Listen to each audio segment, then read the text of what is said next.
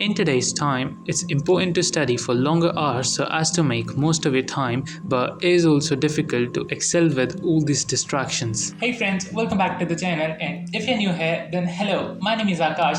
I'm a chartered accountancy student, and in this video I'll share with you 5 tips I follow to study focusedly. But I want to say it upfront that it's not like someone studies 12 hours every single day. Some day it's like 8 hours, some day it's even 13. The number is just an arbitrary thing, and the main goal is the completion of the set task for the day and not the hours. Alright, so tip number 1 is the Pomodoro Method. So there's basically a ton of evidence behind the fact that our mind tends to struggle to focus for longer hours continuously. So instead of studying in a 3-hour long stretch, I like to study for 30 minutes and then take a 5-minute break where I just go away from my desk and check my DMs or irritate my mom or just lie on my bed, and when the 5-minute timer goes off, I get back to my desk, set my timer and study for another 30 minutes effectively. And during that time, I turn off any potential distractions which can wither away my focus. And what this does is that it recharges your batteries and you don't even feel like you didn't have any breaks. The period may vary from person to person. Like sometimes I like to work for 50 minutes continuously and sometimes for even longer. It just depends upon the situation. Tip number 2 is to have the right mindset.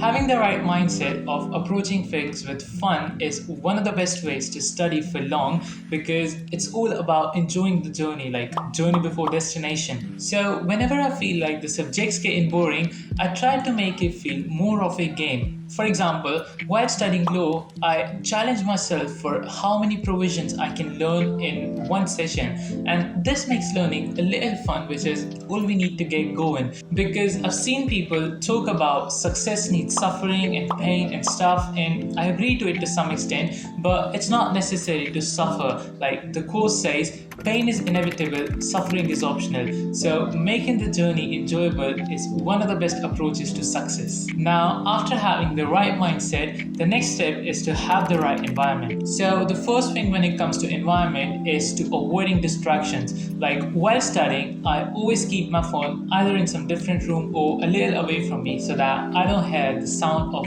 crappy notifications. And evidences have shown that just the presence of your phone on your desk can reduce your focus levels. But we also need to learn the difference between a distraction and a welcome distraction. A welcome distraction is the one which so often energizes you. For example, even while studying, I do not turn on the focus mode on my Mac so that if I get a text from one of my friends, I can have a little chat with them. I know it takes away my time and my focus, but on your deathbed, you won't be glad you squeezed those extra marks from your exam. You'll be happy remembering the happy times you spent with your siblings, your parents, and your friends. And sometimes we need to shift our focus from working and productivity to our health and relationships. And also, having an inspiring atmosphere is another way to increase your focus. And studies have shown that having green plants around you can help you focus more, which I don't have the luxury to put around anywhere. Like my desk right now isn't very inspiring to study. It's just a bunch of books, my Mac, and this hourglass. But some people take it to extremes. Like, yes, it's nice to have a really inspiring environment, but if you have a need for such inspiring environment, then you're very less likely to get work done. If you're someone who's like, unless I'm at my desk and unless it looks aesthetic and unless I have my second cup of coffee with me, I'm done with my second, and unless I have my second cup of coffee with me, I can't study, then you're just feeding your fantasies, mate. Treat it as something nice to have rather than something which is an absolute requirement. Alright, so tip number 4 is to learning how to study effectively. Now, there are a bunch of different ways to learn stuff like blurting, essay method, and flowcharts, and also for revision like retrospective revision timetable and active recall and flashcards and so many others.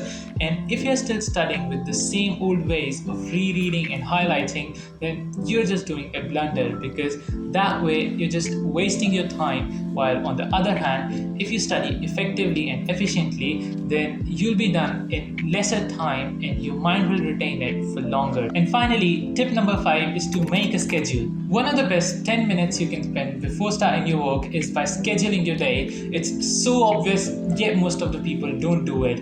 I've been trying to do it every day since the past 2 months, and I wish I knew it earlier. So if you're not doing it, take my advice and start doing it. And in order to schedule my day, I use two apps, Notion Calendar and Google Calendar. I do all my scheduling in Google Calendar because the interface feels really nice and clean. And since my Google Calendar is linked with my Notion Calendar, I get this thing in the menu bar which shows the remaining time of the current task, and also I get a quick access to all the remaining tasks which feels really nice. And I just don't like scheduling in it, for which I use Google Calendar. And in case you're struggling with phone addiction, this video here might be helpful for you. Thank you so much for watching. Have a great day, and I'll see you in the next one. Bye bye.